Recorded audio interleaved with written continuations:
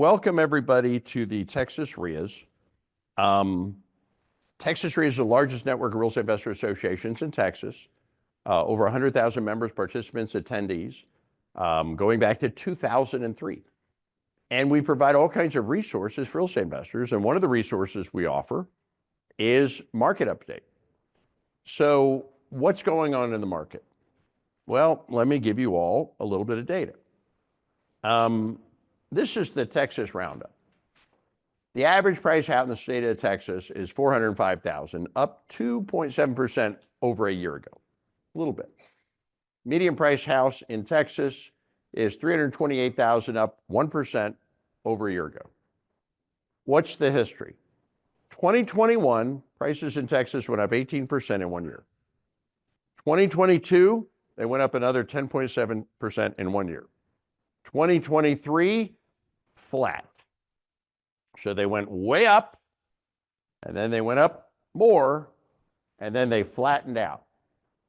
And then in 2024, kind of towards the end of the year, it just started coming up a little bit. Not much.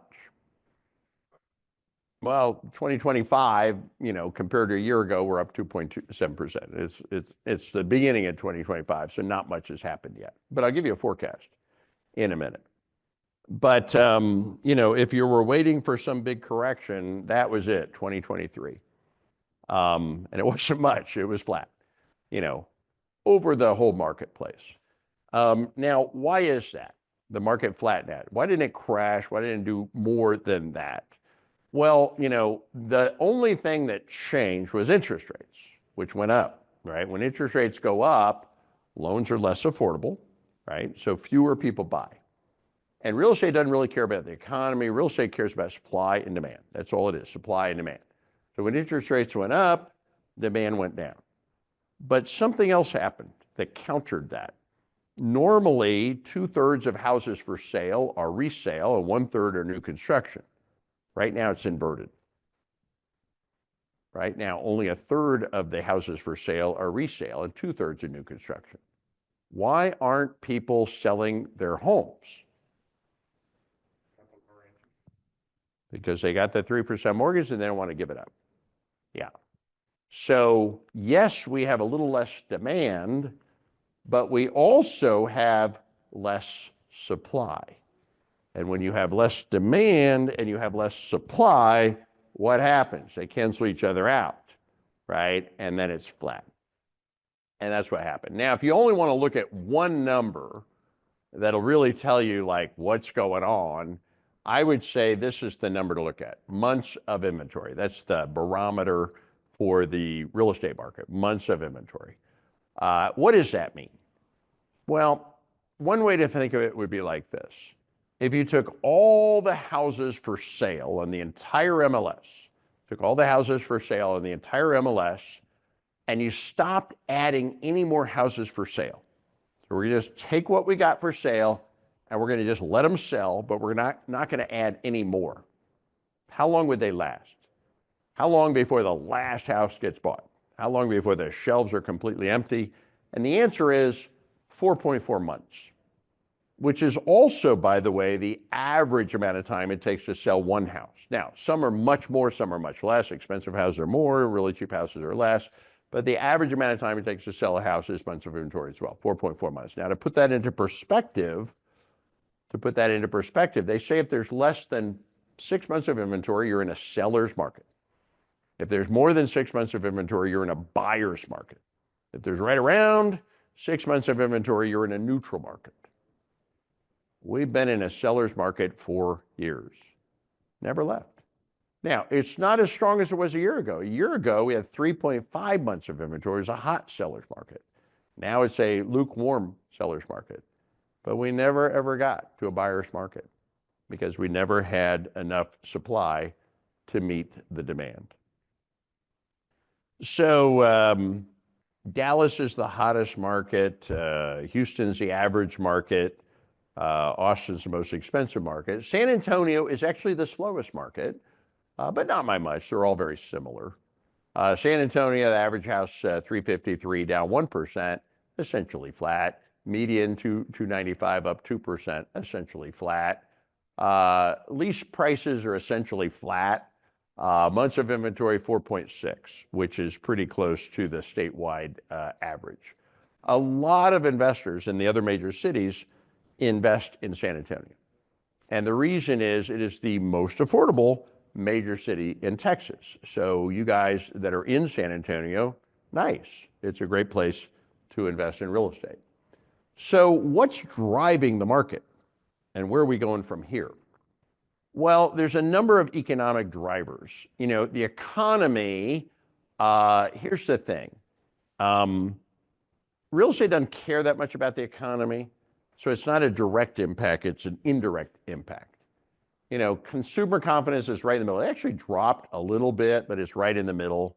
People are not scared, they're not confident, they're right in the middle. It's rated on a scale of 0 to 200. Anything over 100, they're confident. Anything under 100, they're scared. Unemployment, solid in Texas. Job growth, solid in Texas. Stock market, again, real estate doesn't care about the stock market other than when people see they made money in their 401k, they're a little more confident, a little more likely to buy real estate. Business growth, solid in Texas. Affordability, interest rates, right? They went up, right? So that's red, right? Made houses less affordable. House price trajectory is flat. It's not up, it's not down, it's yellow. That means it's flat. Supply, active listings, flat. Months of inventory, low, 4.3, 4.4. So we're still in a seller's market. Housing permits trajectory, we're just barely building enough houses for the demand. Labor, let's talk about labor. We got a problem with labor. All right, contractors are dying. The average general contractor is like 58 years old. They keep getting older, and the young people are not doing it. So if you got a young person, if you got a teenager, don't send them to college. Buy them a hammer. Okay, seriously. Right? I mean, I know so many plumbers that are making 7 figures. 7 figure plumbers are making $1 million a year. Okay, you know, make them a general contractor. They'll make a lot more money. They won't have any student debt. Right? They'll be way happier. They won't work for some jerk, right? I mean, it's a better life, trust me. I have a kid. I have a 16-year-old, and I don't care if he goes to college. You know, if he wants to be a general contractor, I'm all in. Housing demand, closed sales trajectory flat, pending sales trajectory flat, but this is the biggest one on the page, and it should be like a quadruple-sized bullet. Migration. Migration is the ratio of people moving out versus people moving in. So last year, California lost 500,000 people. Last year, Texas gained 500,000 people. Where do you think they went? Yeah. And there's another 10 million people, we don't know where they went, right? But a bunch of them are here too. And they all need a place to live, like either an apartment or a house, right? And that's why the market does so well. Because we're not building enough, right? And even though, right, the interest rates went up a little bit, we can't keep up with the demand, right? And that's why prices never really went down. So that's a big one. You know, wild cards, right? Interest rates, where are they going to go next? A couple of wars going on, et cetera. So forecast, and I'll tell you our forecast. We've been doing a forecast for 21 years. Our forecast has always been pretty spot on. And it's not because we're freaking geniuses, it's because it's not hard. Forecasting the economy is hard. Forecasting the stock market is not possible. Forecasting real estate is not difficult. And the reason it's not difficult is just all it is supply and demand. We know exactly how many houses we have in Texas. We know how many people are having babies, we know how many people are dying, we know about how many people are moving here, and we know how many houses we're building. We know how many we need, and we know how many we're going to have. We know everything, right? The only thing we're not 100% sure of is exactly what's interest rates going to do next, right? Are they going to go up or down a little bit? But based on all that data, and by the way, the data all comes from the Texas A&M School of Real Estate and a bunch of online resources. Based on everything we've seen, the market bottomed out. That was it, not much. Interest rates should go down a tiny bit, but not much. Maybe half a point. Based on all that, this year is not going to do much. By forecast, we expect it'll probably be up about 2%.